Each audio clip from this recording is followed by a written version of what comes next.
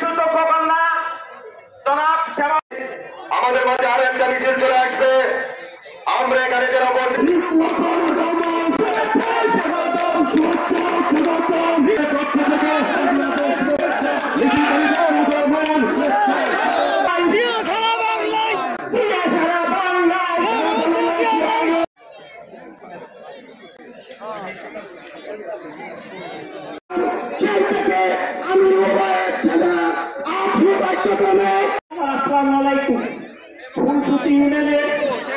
সর্বোচ্চ নেতা নির্বাচন ধানের শীষে কিভাবে ভোট আনতে হবে, কিভাবে সময়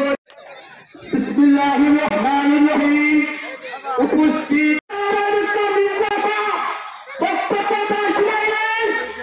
সকল নেতৃবৃন্দকে বলতে অনুরোধ করবো আমরা মঞ্চ খালি করে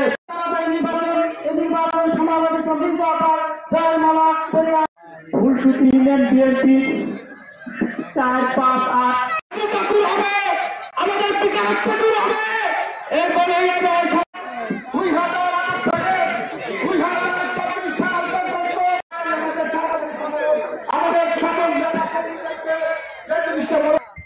গত 17 বছর এই ফুলসুতি ইউনিয়নের সাধারণ আমার ভাইরা বোনরা মুরব্বিয়ান বিভিন্ন কারণে শান্তিতে থাকতে পারে নাই। আলেম ওলামাগণ মাশায়েখগণ শান্তিতে থাকতে পারে নাই। কোন ধর্মের লোকজন শান্তিতে থাকতে পারে নাই। বিভিন্ন অত্যাচার অনাচারের মধ্য দিয়ে তাদের যাইতে হচ্ছে। এখন এই আগামী দিনের নির্বাচনকে সামনে রেখে এই কিছুদিনের মধ্যে তফসিল ঘোষণা হবে। এই আগামী দিনের নির্বাচন আমাদের মাঝে এসেছে 17 বছরের আন্দোলন সংগ্রাম, জেল জুলুম অত্যাচার অনাচার গুম খুনের পরে ফ্যাসিবাদের পতন হয়েছে এবং আমাদের এই নতুন ছাত্র সমাজ যুব সমাজ নতুন জেনারেশনের জন্য একটি নতুন বাংলাদেশ গড়ার জন্য আমাদের সুযোগ হয়েছে সবাই ঐক্যবদ্ধভাবে ফুলসুতি ইউনিয়ন তথা নগরকান্দা উপজেলায় আমরা একসাথে কাজ করি। আগামী দিনে নির্বাচনে আমাদের যদি এই সুষ্ঠু নির্বাচন হয়, সুষ্ঠু নির্বাচনে যদি জয়লাভ করতে হয় তাহলে নতুন পুরানো সবাইকে ঐক্যবদ্ধভাবে এক জায়গায় দাঁড়াইতে হবে, জনগণের পাশে থাকতে হবে।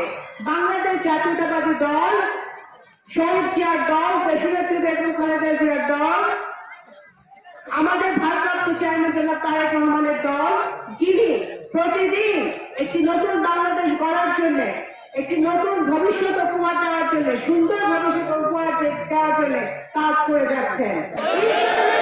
আগামী দিনে ধানের শীষ যদি বিজয় লাভ করে আগামী নির্বাচনে তাহলে ইনশাআল্লাহ আমরা এই সকল স্বপ্নগুলো পূরণ করব, যেখানে আমাদের মা বোনরা, আমাদের কৃষক ভাইরা, আমাদের শ্রমিক ভাইরা তারা ভালো থাকবে।